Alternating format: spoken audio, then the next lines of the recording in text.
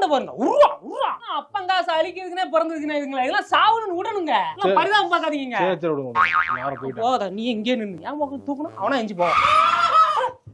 அந்த பொண்ணு தூக்க போய் தண்ணி அப்போ மினரல் வாட்டர் ஆயிடும்.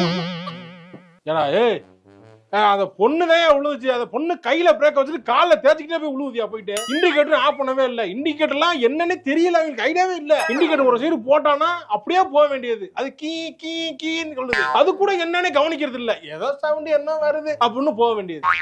அது போய் தூக்குறதுக்கு போய் விழுதாம போலீஸ் மேலே இடிச்சு விழுது அந்த பொம்பளை. அதை போய் தூக்க போறாங்க. பாவம் பொண்ணுக்கு அடிபட்டு.